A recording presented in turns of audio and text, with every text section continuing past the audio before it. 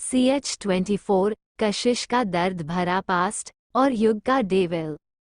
कशिश का दर्द भरा पास्ट और युग का डेविल मोड। उसकी बात सुन दोनों माँ बेटी की हालत खराब हो गई। वो कुछ बोलती कि गार्ड्स आगे आकर दोनों जबरदस्ती वहां से ले गए। वही युग चिल्लाते हुए, जल्दी गाड़ी निकालो। उसकी बात सुन रेयांश ने जल्दी बाहर कर कॉल आई और युग सीधा कशिश को अपने गोद में लेकर बैठ गया। युग कशिश को जगाते हुए, बच्ची आंखें खोलो, देखो मुझे, तुम डरा रही हो। पर कशिश कुछ नहीं बोलती और उसके सर से खून रिस्क हो रहा था। वही ओबरॉय विला पर सब लोग परेशान हो गए थे। श्रावणी जी भगवान के सामने हाथ जोड़ते हुए, हे कृष्ण, मेरी बच्ची को कुछ मत होने देना। अभी रौनक आई, उसे तू ऐसे छीन नहीं सकता। पीछे से उनके कंधे पर दादी जी हाथ रखकर, बेटा कुछ नहीं होगा, हमारी काशी को वो बहुत स्ट्रॉन्ग है। उनकी बात सुन श्रावणी जी उन्हें गेल लगाकर रोने लगती है। वही उनके घर में किसी की कार आती है। पहले तो कुछ समझ नहीं आता कि इस वक्त कौन है, पर जब सभी माहिर को आता हुआ देखते हैं तो डर जाते हैं, क्योंकि उन्हें पता था कि कशिश माहिर के लिए कितनी इम्पोर्टेंट है।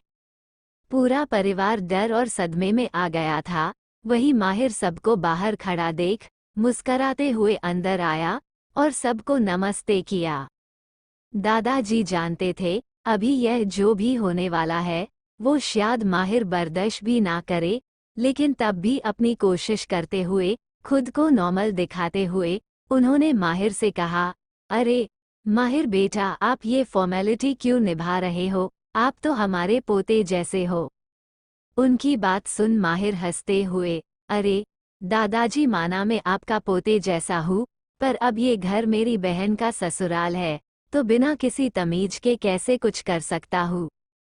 माहिर की बात पर दादाजी हंसते हुए, जानता हूँ बेटा, एक लड़की का भाई होने के नाते एक भाई को बहुत कुछ देखना पड़ता है, पर कशिश सिर्फ तुम्हारे ही नहीं, मेरी घर की भी बच्ची है। कशिश के लिए परिवार का अपनापन देख माहिर को खुशी होती। फिर उसे ध्यान आता है कि घर में सब है, पर कशिश और युग रेयांश त्रिश दिखी ही नहीं रहे। अब माहिर को बेचैनी होने लगी थी। माहिर भी इसलिए यह आया था क्योंकि उसे ना जाने क्यों सुबह से अजीब सा महसूस हो रहा था, मानो जैसे उसे कशिश के ऊपर होने वाली संकट का आभास हो चुका था। दादाजी माहिर की नज़रों को देख समझ जाते हैं कि वो कशिश को ढूंढ रहा है, लेकिन फिर भी दादाजी अनजान बनते हुए, क्या हुआ बेटा, आप क्या ढूंढ रहे हो? माहिर परेशान होते हुए, दादाजी, काशू कहाँ है? क्या वो अभी भी सो रही है? हाँ, यही होगा, जब तक उसे सुबह की चाय हाथों में ना पकड़ाऊं तब तक जागती भी कहाँ है। उसकी बात पर वहाँ सब खामोश रहते हैं। माहिर दादाजी की ओर देखकर, दादाजी प्लीज बताइए ना कि मेरी काशी कहाँ है, सुबह से मुझे बेचैनी हो रही है, आपको पता है। माहिर की बात पर सबका सर झुक जाता है। ये देख अब माहिर का डर बढ़ने लगा था। वो घबराते हुए, दादाजी आप सब चुप क्यों हैं? बताइए मेरी काशी कहाँ है? किसी के कुछ ना बोलने पर माहिर घर के अंदर जा चला जाता है और काशी काशी चिल्लाने लगता है। जब उसे कोई जवाब नहीं मिलता तो वो सभी परिवार वाले के पास आकर गुस्से से बोलता है, काशी कहाँ है? वो दादाजी की तरफ पॉइंट करके, दादू मेरी बच्ची कहाँ है? दादाजी का आज शर्मिंदगी से नजरें झुका लेते हैं। माँ आप ही बता दो मेरी बच्ची कहाँ है, मुझे बहुत घबराहट हो रही है। माहिर की बात सुन श्रावणी जी शिवांश जी के गले लगकर रोने लगती है। किसी से जवाब ना मिलते देख वो आरुषि के पास आता है, उसके कंधों को पकड़ते हुए, अरु प्लीज बताना मेरी बच्ची कहाँ है।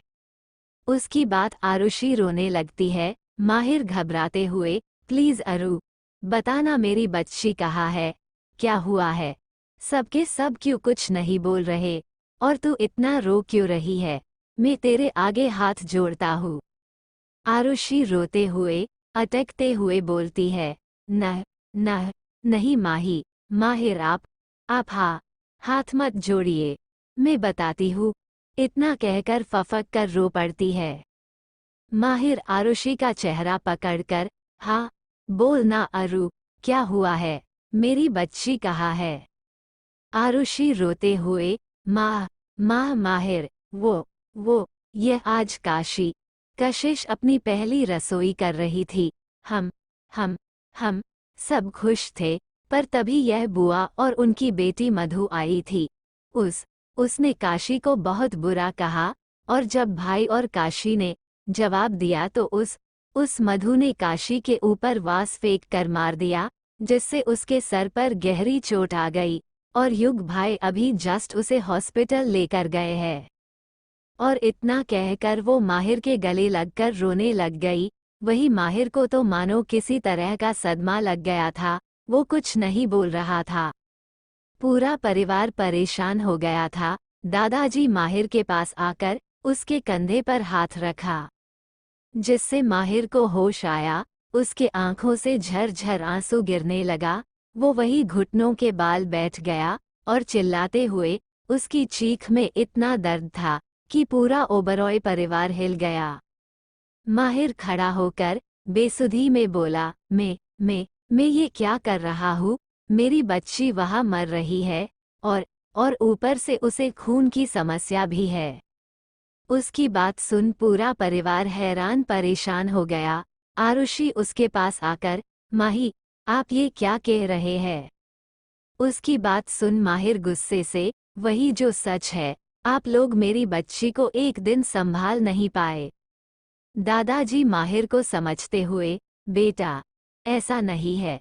भला हम हमारी काशी को क्यों तकलीफ देंगे, पर जो भी हुआ उसके लिए हमें माफ कर दो।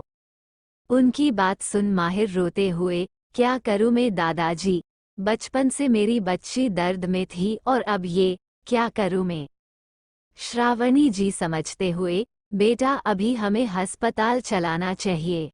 श्रावणी जी की बात मानकर माहिर खड़ा हुआ और गुस्से से बोला, मैं मेरी बच्ची को तो कुछ नहीं होने दूंगा, पर उस माँ बेटी को ऐसी मौत दूंगा कि को 7 जन्म भी नहीं भूलेगी। माहिर ने ये सब इस तरह बोला था कि आरुषि भी डर चुकी थी। वही माहिर और बाकी परिवार वहां से हॉस्पिटल के लिए निकल गया। कार में माहिर अपने मन भगवान जी प्रार्थना करते हुए, है भगवान मेरी बच्ची को कुछ ना हो। उसके मन में कहीं ना कहीं कुछ बुरा होने का अंदेशा था। उसके मन में बस एक ही ख्याल आया, उंगली पकड़ चलना मैंने सिखाया था। तुझे अपनी जान बनाया था, बहन नहीं बेटी बनाकर पाला। तुझे मैंने अपनी बेटी बनाया था, कसम है उस खुदा की। अगर तुझे कुछ हुआ तो मैं दुनिया तोड़ लाऊंगा, पर तू मुझे मिल जाए, उसके लिए खुदा से लड़ जाऊंगा। यह कार में युग इस वक्त पीछे बैठा था। रेयांश और त्रिश गाड़ी तेजी से चला रही थी। वही युग कशिश को अपने बाहों में जकड़ा हुआ था। वो लगातार कशिश को होश में लाने की कोशिश कर रहा था। उसकी पूरी सफ़ेद शर्ट इस वक्त कशिश के खून से लाल हो गई थी, और वही कशिश की नीली साड़ी पूरी लाल हो गई थी। उसके सर से खून रिस हो रहा था। युग कशिश को जगाते हुए, बच्ची, आंखें खोलो, बच्चे, उठो, बीबी आंखें खोलो। कशिश दर्द से कराह रही थी, जिसे सुनकर युग के दिल के हजारों टुकड़े हो चुके थे। उसने जोर से चिल्लाते हुए कहा, गाड़ी तेज चलाओ। उसकी इतनी भयंकर आवाज सुन रेयांश और त्रिश भी कांप गए। रेयांश ने गाड़ी की स्पीड और तेज कर दी। युग कशिश को जगाते हुए बोला, तेरे दर्द को देख हम मर ही गए। तू बस अपने दर्द में हमें मिला ले, तो हम खुशी से जी लेंगे। पर अगर तू हमसे जुदा हुई, तो हम जीते जीते तड़प ही उठेंगे। शायरी और मिक्स अप बाय कुछ ही देर में वो लोग हॉस्पिटल पहुंच गए। युग कशिश को अपने बाहों में भरकर अंदर ले जाने लगा। जो भी युग को देखता, वो बस डर कर पीछे हट जाता, क्योंकि युग इस वक्त बेहद डरावन लग रहा था। उसके पूरे बाल बिखरे थे, उसके कपड़ों पर खून लगा हुआ था, आंखें एकदम खून जितनी लाल हो चुकी थी। युग को देख सारे डॉक्टर लाइन में खड़े हो गए। उनमें से उनका हेड आगे कर, गुड मॉर्निंग सर। सर आप पेशेंट को स्ट्रेचर पर लेटाइए, हम देखते हैं। उसकी बात सुन युग अपनी लाल आंखों से उसे देखते हुए गुस्से और दांत पीसते हुए बोला, चुपचाप हट जाओ। ये वो कशिश की ओर पॉइंट करते हुए, मेरी बीबी है तो इसका इलाज भी मैं ही करूंगा, समझा। युग ने आखिरी बात चिल्लाते हुए कहा था, जिसे सुनकर डॉक्टर और उनकी पूरी टीम की रूह तक कांपा उठी थी। उन्होंने साइड हटाना ही बेहतर समझा। युग अंदर आकर कशिश को स्ट्रेचर पर लेटाया और डॉक्टर को बोला, जल्दी जाओ और वो ब्लड का इंतजाम करो। युग की बात सुनकर डॉक्टर घबराते हुए, सिर्फ हमरे ये ओ का ब्लड नहीं है। युग उसकी बात सुन लगभग चिल्लाते हुए, तो तुम मुझे क्या बोल रहे हो, जाओ और अरेंज करो।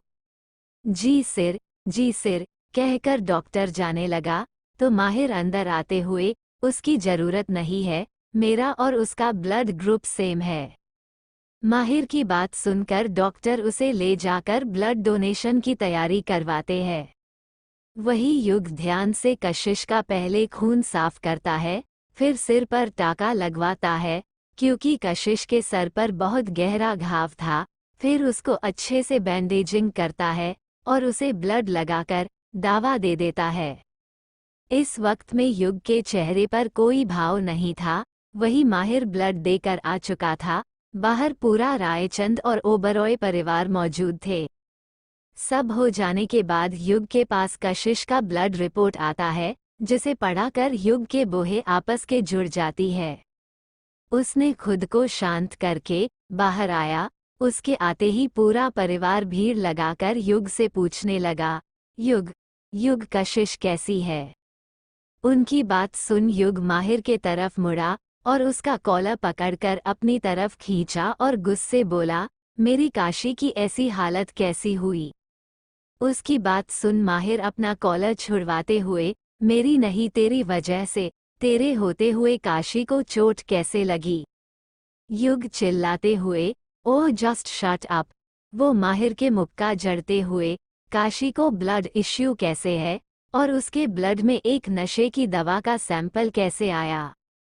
उसकी बात सुन सब हैरान हो जाते हैं। वही माहिर तो धक्का सा रह जाता है, मानो उसे पता हो कि युग क्या बोल रहे हैं, पर डर भी लग रहा था कि वो उसे क्या जवाब दे। श्रावणी जी अटकते हुए, बच्चे ये तू क्या बोल रहा है, मेरी काशी और नशा, ये नामुमकिन है। उनकी बात पर आरुषि भी अपनी हामी भरते हुए, हाँ भाई काशी को तो नशा, ड्रग्स इन सब चीजों से सख्त नफरत है। वो इन्हें इस्तेमाल तो करना दूर, देखना भी पसंद भी नहीं करती। युग उनकी ओर देखकर, मैं जानता हूँ कि मेरी बच्ची को इन सब की आदत और लत है ही नहीं, पर मैं भी झूठ नहीं बोल रहा। बीबी के ब्लड में एक ड्रग्स पाया गया है, वो अभी का नहीं, बहुत पहले से उसके ब्लड में है, यानी कि तब से जब वो बच्ची थी। तो अब मुझे तू बताएगा या नहीं। युग की बात सुनकर माहिर को तो अब समझ नहीं आता वो क्या कहे। वो एक नज़र रितेश जी को देखता है तो वो उसकी नज़रों को समझकर पल के झपका देता है, जिसे समझ माहिर पहले युग के पैरों में गिर जाता है। उसके इस रिएक्शन को देखकर पहले सब हैरान हो जाते हैं। माहिर युग के पैरों में लगकर रोते हुए, देख युग, मैं तुझे सब बताऊंगा, पर प्लीज इसके बाद मेरी काशी को छोड़ मत देना। उसकी बात सुन युग गुस्से से उसे उठाकर, चुप, हिम्मत भी कैसी हुई, और मैं इस दुनिया कहने पर तो क्या उस भगवान के कहने पर नहीं छोड़ने वाला। उसकी बात सुन माहिर खुद को शांत कर, हाँ ये सच है कि बचपन में काशी को जिस्म में गर्मी बढ़ने के लिए ड्रग्स दिया था। उसकी इस बात पर सब हैरान हो गए। वही युग गुस्से से, किसने दिया था। माहिर शांत स्वर में, कशिश के पिता ने। अब ये जानकर सब हैरान हो गए और रितेश जी की ओर देखने लगे, कोई कुछ बोलता या युग कुछ करता कि माहिर की आवाज सबके कानों में पड़ा। माहिर आगे कहते हुए, आप सब बड़े पापा को मत देखिए, क्योंकि कशिश मेरी बुआ की लड़की है, यानी कि उनकी बहन की बेटी। उनकी बात सुन श्रावणी जी, बेटा ये तू क्या बोल रहा है? रितेश जी आगे आते हुए, वो सच कह रहा है, कशिश मेरी बेटी नहीं, बल्कि मेरी छुटकी कौशैला जी की बेटी है। श्रावणी जी घबराते हुए, तो भाई साहब कौशैला जी है कहा है। उनकी बात पर रितेश जी, अब वो हमारे साथ नहीं रही, ये बात तब की थी जब कशिश महज 5 साल की थी। फ्लैशबैक, खुराना मैंशन, एक बड़ा सा घर जो बहुत ही खूबसूरत था, आज वहां पर कोई नहीं था। आज वहां और कोई पहरेदार ना ही कोई मुलाजिम था, आज कोई भी नहीं था। सबको आज ही किसी ना किसी काम के चक्कर में कहीं जाना था। वही उस महल में एक 10 साल की बच्ची की जिसको खिलखिलाहट पूरी महल में गूंज रही थी, और एक 30-35 साल की लेडी उसके पीछे भाग रही थी। वही वो उसके पीछे और वो लगातार चिल्ला रहे थी, लाडो रुक जाए नहीं तो गिर जाओगे, लाडो सुनो तो आप हमारी बात क्यों नहीं मानते हैं। वो लेडी लगातार उससे चिल्ला रही थी, लेकिन वो लड़की तो कुछ सुन ही नहीं रही थी। ओहो मम्मा, आप तो इतने से ही थक गई, आपकी लाडो तो आपको पूरा घर में भगाने का इरादा है। वो बच्चे जो कि कशिश थी वो अपनी प्यारी सी मुस्कान के साथ बोलती है। उसकी माँ उसकी मीठी आवाज सुनकर मुस्कुराई और लपक कर उसको पकड़ लेती है, और वो उसको अपनी गोद में लिए बोलती है, तो अब हमने अपनी लाडो को पकड़ लिया है, अब चलो खाना खाओ। उसको लेकर जाती है और खाना खिलाने लगती है। वही कशिश की अपनी मम्मा की बात मानकर चुपचाप खाने लगती है। धड़ाम, हॉल से किसी सामान की गिरने की आवाज आती है, और कौशल्या जी कशिश को बाहर ना आने को बोलकर वो बाहर चली जाती है। विस्मयादिबोधक चिन्ह। बाहर हॉल में कौशल्या कशिश की मां आकर देखती है, जहां पर उनके पति सर्वेश खुराना एक लड़की के साथ खड़े थे, और उन्होंने शराब पी रखी थी। वो लड़की उनको संभाले हुए थी। वही सर्वेश उस लड़की के ऊपर झुके हुए थे, और उनको यहाँ वहां पर चूमते हुए उस लड़की के पूरे बदन को अपने हाथों से मसल रहे थे। वही कौशल्या जी का ये सब देखकर दिल टुकड़ों में बट रहा था। हालांकि ये रोज का था, लेकिन किसी भी पत्नी को अपने पति को दूसरी औरत के साथ देखना नामुमकिन होता है। लेकिन कौशल्या का ये सब रोज का था कहने को तो वो रायचंद खानदान की बेटी थी, और अब खुराना खानदान की बहू थी, लेकिन एक पत्नी का दर्जा उसके नसीब में नहीं था। उसको कभी एक पत्नी का दर्जा नहीं मिला था। सर्वेश की नज़रों में वो एक जरिया थी अपनी जायदाद और संपत्ति को पाने का, अपनी दौलत पाने का, बस और कुछ नहीं। वो तो बस कैसे भी करके कौशल्या से छुटकारा पाना चाहता था, जिस वजह से वो हर एक रोज नई लड़की के साथ महल आता था। लेकिन कौशल्या जी को अपने परिवार रायचंद और खुराना परिवार की आन बान और शान की चिंता थी, जिस वजह से वो हर एक चीज सहती थी। उनका हर रोज का यही थी। कौशल्या जी हमेशा सहती थी, लेकिन एक रोज तो गजब हो गया था, जब कशिश खुद के बाप ने काशी और मेरी बहन का सौदा कर दिया था। ये सब कशिश को तो समझ नहीं थी, पर कौशल्या जी ये जानकर टूट गई थी। सर्वेश ने अपनी एक डील को करने के लिए ये कदम उठाया था। कौशल्या जी ने कशिश को बचाने के लिए रितेश जी और नरेश जी, कशिश के नाना, को बुलवा लिया। ये बात सर्वेश को पता चल गई, जिससे उसने दोनों को जिस्मानी रिश्ता बनने वाली ड्रग्स दे दिया, जिसके कारण कौशल्या जी के साथ उस आदमी ने जबरदस्ती की, और इतनी हैवानियत के साथ कि उन्होंने अपना दम तोड़ दिया। वो आदमी कशिश के साथ भी करना चाहता था। उसने कशिश के कपड़े फाड़ दिया, पर कशिश ने तब भी हिम्मत करके उस आदमी को पैरों के बीच मार दिया और वहां से भाग गई। तब तक रितेश जी और नरेश जी वहां पहुंच गए थे। माहिर ने उस आदमी को मार मार का अधमरा भी कर दिया था, और कशिश को बचाकर दोनों को, सर्वेश और उस आदमी को, जेल डाल दिया था। पर नरेश जी अपनी नातिन और बेटी की ये हालत देखकर सदमे में चले गए और हॉस्पिटल में दम तोड़ दिया। Flashback and. रितेश जी सब बताकर रोने लगे। माहिर रोते हुए आगे बोला, मेरी बहन की इसमें कोई गलती नहीं है, प्लीज उसको सजा मत देना। मैंने उसे अपनी शान बनाकर रखा है। श्रावणी जी आगे आकर, बेटा, ये आप क्या बोल रहे?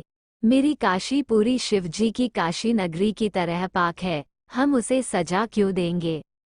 माहिर रोते हुए, आंटी, उस दिन बड़े पापा ने मेरी बच्ची को अपनी बेटी बना लिया, तब हमें पता चला कि उस नशे की दवा के वजह से कशिश के शरीर में रक्त की कमी हो चुकी है और उसके सर पर चोट लगने की वजह से वो सब कुछ भूल चुकी थी। वो बड़ी हुई तो हमने उसे स्ट्रॉन्ग बनाया, बिना उसकी मासूमियत छीने हुए, और वो बनी भी वैसे एक जिम्मेदार और मजबूत, बस कुछ चीजों में मासूम है, वरना आपके सामने ही अपने कशिश की ऊंचाई देखी है। और ये सच था, कशिश को माहिर ने हर तरह से निपुण किया था, इसलिए वो इतनी कम उम्र में ही एक बड़ी डॉक्टर थी और ट्रेनिंग भी ले रही थी।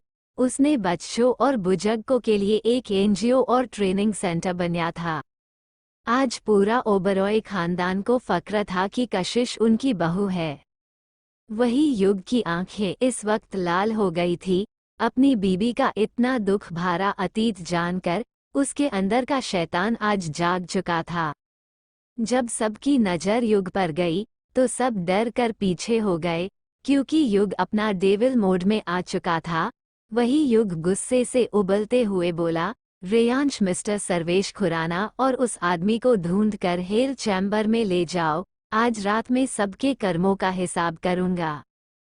उसकी बात सुनकर रेयांश ओके बोलकर चला जाता है। युग बाकी सबको देखकर, अब आप लोग घर पर जाए, मैं मेरी बीबी के साथ हूँ। युग की बात सुन सभी बेमन से चले जाते हैं, और अब वहाँ माहिर, त्रिश और युग ही बैठे थे। युग माहिर को देखकर कुछ बोला, जिसे सुनकर जहाँ माहिर हैरान हो गया, वही त्रिश के चेहरे पर शैतानी मुस्कान तैर गई। तो आज मैंने मेरे रीडर्स की विश पूरी कर दी। आज मैंने बहुत बड़ा चैप्टर दिया है, ऑलमोस्ट नोवेल एफएम के लिमिट वर्ड से ज़्यादा। CH25, युग की हैवानियत और गुनहगारों को सजा। युग की हैवानियत और गुनहगारों को सजा। युग बाकी सबको देखकर, अब आप लोग घर पर जाइए, मैं मेरी बीबी के साथ हूँ। युग की बात सुन सभी बेमन से चले जाते हैं, और अब वहाँ माहिर, त्रिश और युग ही बैठे थे। युग माहिर को देखकर कुछ बोला, जिसे सुनकर जहाँ माहिर हैरान हो गया, वही त्रिश के चेहरे पर शैतानी मुस्कान तैर गई। युग माहिर की ओर देखकर, मुझे तुझसे कुछ बात करनी है। माहिर युग की ओर देखकर, हाँ बोलना। युग बिना किसी भाव के बोला, क्या बीबी के दादा का नाम चंद्रकांत खुराना है? उसकी बात सुन माहिर हैरान होते हुए, हाँ, पर तुझे कैसे पता? उसकी बात सुन त्रिश के चेहरे पर एक शैतानी मुस्कराहट तैर गई। वो मुस्कराते हुए, माही भाई, वो इसलिए क्योंकि कुछ दिन पहले जब भाभी की शादी भाई से नहीं हुई थी, तब भाई ने भाभी के पीछे कुछ लोगों को देखा था, जो उनको किडनैप करने के इरादे से आए थे। तब हमें पता चला था कि उनको पकड़वाने के लिए भेजने वाला कोई और नहीं, भाभी सो कॉल्ड डैड है।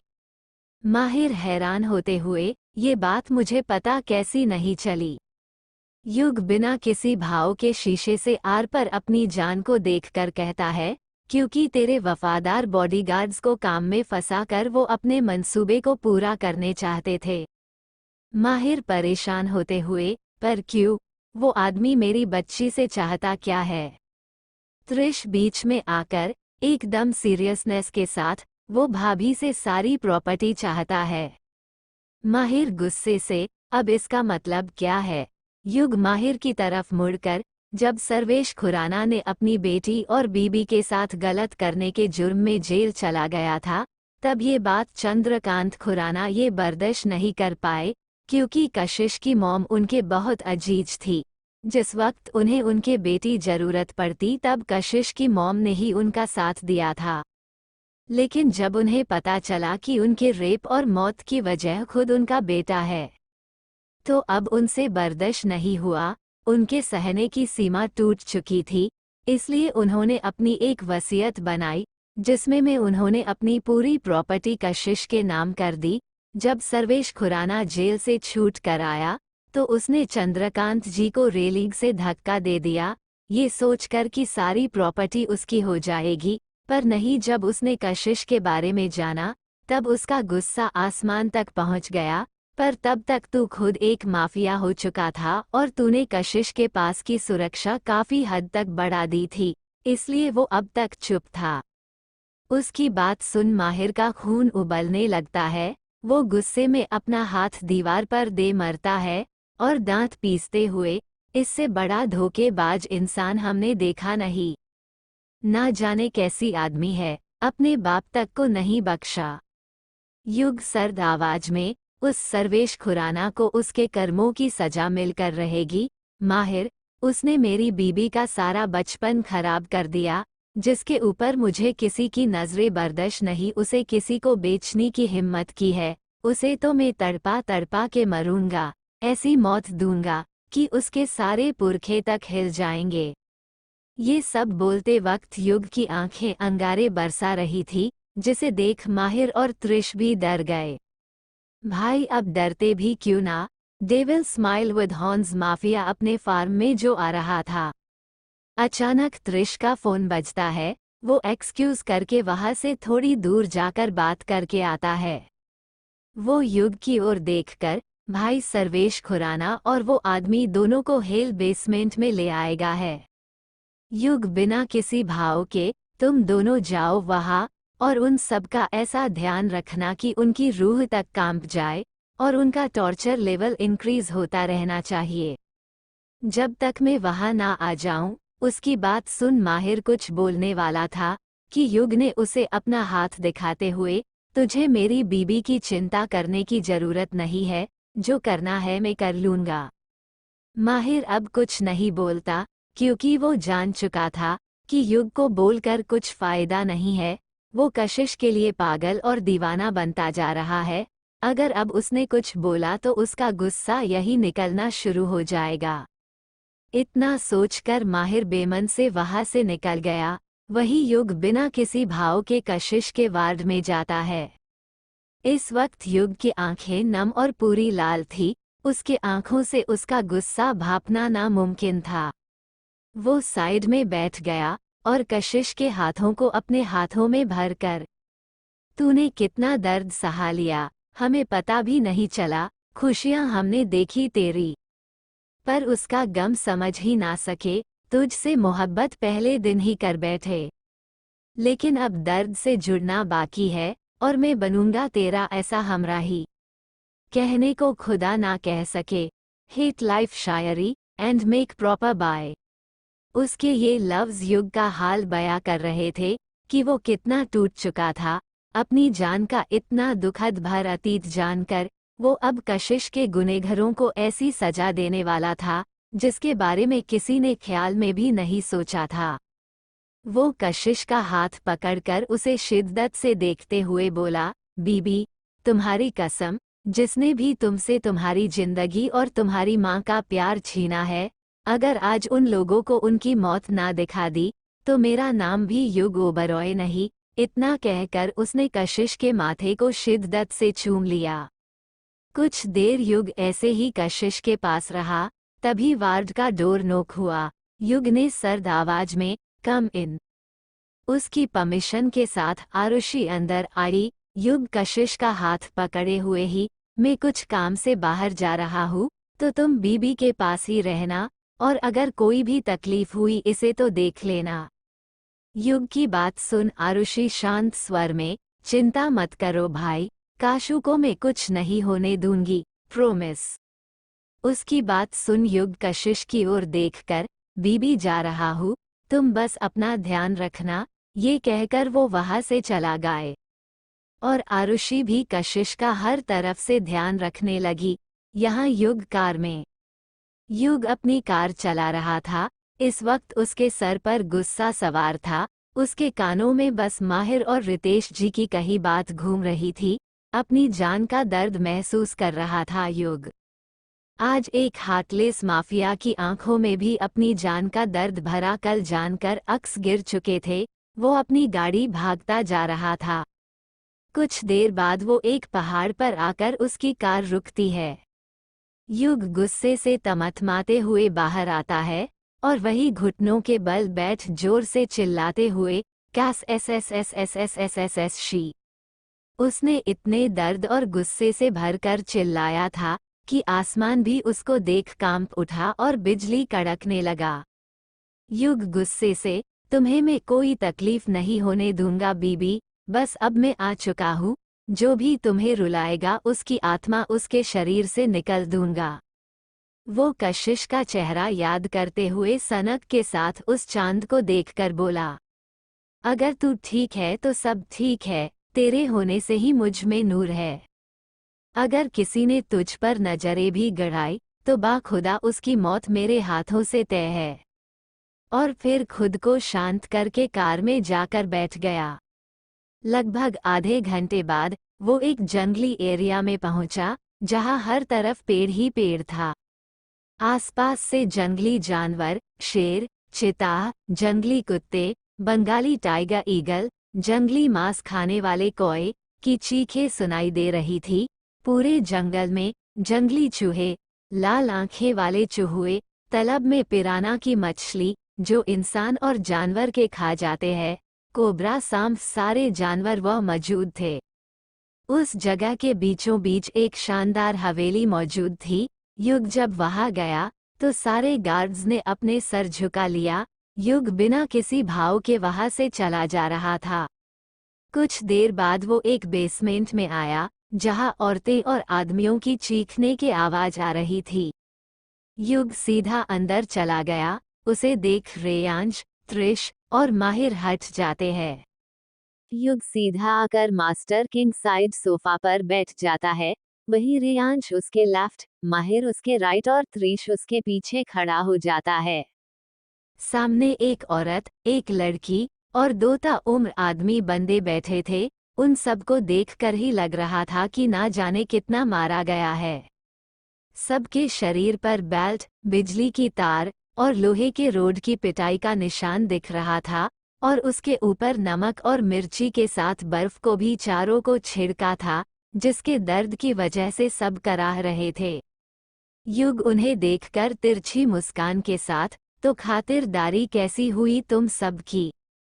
युग को देखकर जहां वो औरत और लड़की, जो कोई और नहीं स्नेहा बुआ और मधु थे, वो डर गए। वही वो दो आदमी चीखते हुए, तू है कौन, तेरी हिम्मत कैसी हुई मुझे ये लाने की। युग माहिर की तरफ देखता है। उसकी नज़रों को सवाल समझकर माहिर शांत स्वर और गुस्सैल स्वर में, माफिया किंग, ये मिस्टर भाटिया है जिन्होंने काशी को बचपन में मोलेस्ट करने की कोशिश की थी और कौशल्या बुआ का रेप। उसकी बात सुन युग की आंखें आग उगल रही थी। वही माहिर का माफिया किंग कहना से सबकी सिटी पिटी गुल हो चुकी थी। वही दूसरा आदमी, यानी कि कशिश का पिता सर्वेश ने जब कौशल्या का नाम सुना तो उसको सांप सूंघ गया। मिस्टर भाटिया ने युग की आंखों में गुस्सा देख हकलाते हुए, माँ माफिया की किंग, आपने हमें ये क्यों बुलाया है? देखिए, अगर कोई गलती हो गई है हमसे तो हमें वो बोल ही रहा था कि युग ने अपने सामने रखी गरम लोहे की स्टिक भाटिया के हाथ पे दे मारा।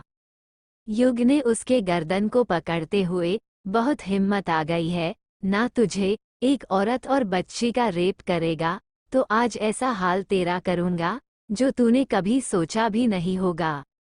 उसकी बात सुनकर मिस्टर भाटिया, जिसकी सांसें युग की पकड़ की वजह से कम पड़ गई थी, वो हकलाते हुए, माफिया किंग, आप क्या बोल रहे हैं? मैंने ऐसा कुछ नहीं किया है। उसकी बात सुन युग उसका गला छोड़ देता है और खींचकर उसे एक मुक्का मारता है और गुस्से में दांत पीसते हुए, कौशल्या खुराना। कौशल्या का नाम सुन सर्वेश और मिस्टर भाटिया की आंखें बड़ी हो जाती है। उनका रिएक्शन देख युग आगे बोलता है, याद आया कि नहीं? उसकी बात सुन सर्वेश खुराना डरते हुए, माफिया किंग माफ कर दीजिए, मैंने बस इसलिए वो सब किया था क्योंकि भाटिया कौशल्या को देख उसकी खूबसूरती में सम्मोहित हो चुका था और उसे उस वक्त कशिश भी चाहिए था। उसने इतना ही कहा था कि युग ने उसका जुबान काटकर फेंक दिया। उसने ये सब इतना तेजी से किया कि किसी को समझ नहीं आया, पर जब सर्वेश खुराना को एहसास हुआ वो दर्द से तड़प रहा था। युग गुस्से में दांत पीसते हुए, हिम्मत भी मत करना मेरी मल्लिका का नाम अपनी जुबान से लेने की। दोनों को बहुत शौक है ना लड़कियों के जिस्म से खेलने की। इतना बोलकर युग मिस्टर भाटिया और सर्वेश खुराना के प्राइवेट पार्ट पर खींचकर लात दे मारा, जिससे दोनों की दर्दनाक चीख निकल पड़ी, जिसे सुनकर वो सब डर से कांपने लगे। फिर युग अपने घुटनों के बाल बैठकर, तुझे बहुत शौक है ना किसी लड़की को महसूस करने का, तो आज मैं तेरी ये इच्छा पूरी करता हूँ। मिस्टर भाटिया डर से कांप रहे थे, वही सर्वेश खुराना दर्द से तड़प रहा था। युग की बात सुनकर वो समझ नहीं पाए कि युग का मतलब क्या है। युग अपने गार्ड्स को देखकर, उन्हें अंदर भेज दो, उसकी बात मानकर गार्ड्स बाहर गया। कुछ देर बाद में गार्ड्स 4 ट्रांसजेंडर्स के साथ वहां आते हैं। ये देखकर माहिर, रेयांश, त्रिश 2 कदम पीछे हो जाती है, क्योंकि उसे समझ आ गया था कि यहाँ क्या होने वाला है। उन्हें देख युग मुड़कर अपनी सिगरेट जलाते हुए, अंडरस्को वो करो जो इन दोनों के साथ होना चाहिए, लाइक ए रेप। इन दोनों को रेप शब्द के दर्द का हर हद से रियलाइजेशन होना चाहिए, बोलकर युग सिगरेट का कश लेने लगता है। वही उन्हें देखकर स्नेहा बुआ और मधु का डर के मारे माथे पर पसीना आ जाता है। माहिर और कुछ गार्ड्स को छोड़कर बाकी सब पीछे मुड़ जाते हैं। कुछ ही देर में एमआर भाटिया और सर्वेश खुराना की दर्दनाक चीख गूंजने लगती हैं। वो जगह युग की प्राइवेट विला था और जंगल के बहुत पास था। अगर कोई चिल्लाता तो जानवरों की आवाज में उनकी आवाज दब जाती, और ऊपर से युग से कोई कुछ नहीं कहा सकता था। वो ट्रांसजेंडर्स मिस्टर भाटिया और सर्वेश खुराना को सिर्फ दर्द दे रहे थे। माहिर अपनी आंखें बंद कर लेता है। उसकी आंखों के सामने उसकी बुआ और उसकी बहन का दर्द से भरा चेहरा आ रहा था। माहिर की आंख से एक कतरा आंसू बह जाता है। सबके चेहरे पर अलग अलग एक्सप्रेशन थे एक्सपेक्ट युग। वो बिल्कुल इमोशनलेस खड़ा था और बस अपनी आंखें बंद कर उसकी बीबी यानी कि कशिश को याद कर रहा था। जब उसने सुना था कि भाटिया ने कोशिश की थी कशिश के साथ भी वो गलत करे, पर कशिश ने खुद को बचाकर माहिर के पास भाग आई थी, उस वक्त कशिश को कैसा लगा होगा, ये सोचकर भाटिया और सर्वेश की चीखें सुकून पहुंचा रही थी। करीब आधे घंटे बाद ट्रांसजेंडर्स वहां से चले जाते हैं। युग सिगरेट गिराकर क्रश करता है और मुड़कर मिस्टर भाटिया और सर्वेश खुराना की हालत देखता है। मिस्टर भाटिया और सर्वेश खुराना की पैंट एक कोने में पड़ी हुई थी, उसके लोअर पार्ट में ब्लीडिंग हो रही थी। मिस्टर भाटिया और सर्वेश खुराना अधमरी हालत में पड़ा हुआ था। युग मिस्टर भाटिया और सर्वेश खुराना के पेट पर पैर रखकर, रेप करने वाले या कराने वाले की सजा फांसी नहीं होनी चाहिए, उसकी सजा वो होनी चाहिए कि मरने के बाद भी वो दर्द उसके जहन से ना जाए। तो रेप के बदले रेप। तूने कितनी ही लड़कियों की जिंदगी बर्बाद की है। सर्वेश खुराना, अंडरवर्ल्ड में भी मैंने किसी को भी किसी औरत रेप करने की परमिशन नहीं दी। फिर तूने तो हर हद पार की है। अपनी ही बीबी और बेटी के साथ गलत करना की चाहत की, जब मन नहीं भारा अपनी ही बाप को मार डाला। मिस्टर भाटिया और सर्वेश खुराना अधमरी दर्द भरी आवाज में, पीएल प्लीज बस ना, नहीं, ओ और ना, नहीं। ये सुनते ही युग हंसने लगता है और माहिर को देखता है। माहिर अपने जेब से चाकू निकलता है। वो सीधा मिस्टर भाटिया और सर्वेश खुराना के सामने घुटने के बाल बैठकर, मेरी भी बुआ ने तुझसे भीख मांगी होगी ना, तब तूने सुना। उसकी बात अभी मिस्टर भाटिया और सर्वेश खुराना समझ पाते तब तक माहिर ने दोनों का प्राइवेट पार्ट कट कर फेंक दिया। दोनों तड़प कर चीखे और तड़पते हुए मार गई। वही जब युग का इतना भयानक रूप स्नेहा बुआ और मधु ने देखा तो डर कर हालत खराब हो चुका था। अब युग उन दोनों की ओर मुड़ा, अपनी ओर आता देख स्नेहा बुआ हकलाते हुए, बेटा हमसे गलती हो गई, अब मैं कभी तेरे और तेरी बीबी के बीच नहीं आऊंगी, मेरा बेटा और मेरा पति कैसे रहेंगे मेरे बिना। उनकी बात सुन युग गुस्से और एकदम सर्द स्वर में, चू चू चू, पर वो इंतजार तेरे तब करेंगे जब वो तुझ से प्यार करेंगे। युग की बात सुन स्नेहा बुआ की डर से हालत खराब हो चुकी थी। वो डरते हुए, बेटा क्या मतलब है? युग एक डेविल मुस्कान के साथ, मतलब, वो चिल्लाते हुए बोला, मतलब ये, तेरे पति को तेरी और तेरी इस बेटी की सारी सच्चाई पता चल गई है कि कैसे तू तेरे पति के होने के बाद भी तू गैर मर्दों के साथ रिश्ता रखती है, और तेरी ये बेटी अपने कॉलेज के प्रिंसिपल तक के साथ सोई है।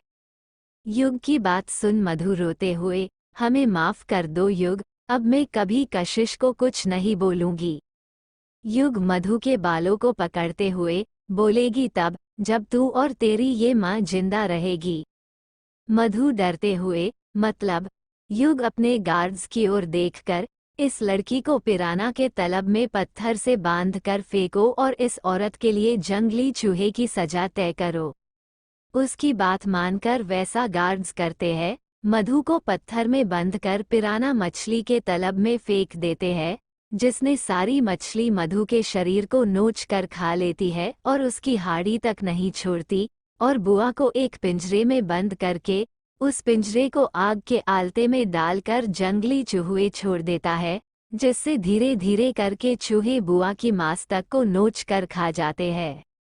उन सबके चीखे युग को सुकून देता है, जो उसने अपनी महबूबा के गुनहगारों को सजा देना था, जो अब पूरा हो चुका था। माहिर युग के गले लगकर, थैंक यू। युग बिना किसी भाव के थैंक यू बोलने की जरूरत नहीं है, जो भी मैंने किया है, वो सिर्फ और सिर्फ मेरी महबूबा के लिए। उसकी बात सुन माहिर मुस्कराते हुए, जनता हूँ, पर आज जो मेरे दिल को ठंडक मिली है ना, वो मैं बयां नहीं कर सकता, इतना सुकून मिला है कि क्या बताऊं। और मुझे अब मेरे फैसले पर गर्व है कि मैंने मेरी काशी का हाथ तुझे दिया। इतना बोलकर वो उससे अलग होता है। वही युग बिना किसी भाव से, तू अगर नहीं भी देता तो भी कशिश सिर्फ मेरी होती, इतना कहकर वो वहां से चला जाता है। वही माहिर भी अपना सर हिलाते हुए चला जाता है, क्योंकि वो जानता था युग कशिश के लिए सनकी, पागल, दीवाना बन चुका है, तो अब उसकी काशी को दूर कारण इम्पॉसिबल। और रेयांश त्रिश हंसते हुए माहिर के साथ चले जाते हैं। सब अपने अपने कार में बैठकर हॉस्पिटल की ओर निकल जाते हैं। कुछ देर में सब हॉस्पिटल पहुंच जाते हैं। युग जल्दी से अपने कार से निकलकर अंदर चला जाता है। वही रेयांश त्रिश और माहिर युग के पास पहुंचकर उसके साथ चल पड़ते हैं। युग को इस वक्त अपनी महबूबा को देखने की बेचैनी थी। वही माहिर भी अपनी बहन का हाल जानने के लिए बेचैन था। जब दोनों वार्ड में जाते हैं तो वहाँ का मोहाल देख उनकी आंखें छोटी पड़ जाती है और रेयांश त्रिश को तो हंसी आने लगती है। तो आपको आज युग का डेविल रूप देखकर कैसा लगा? आखिर माहिर और युग ने ऐसा क्या देखा वार्ड में कि उन्हें गुस्सा आया? युग का ये सनकपन काशी और उसके रिश्ते को कहाँ ले जाएगा? जानने के लिए पढ़ते रहिए सो माफिया की इनोसेंट ब्राइड दुल्हन और फीमेल।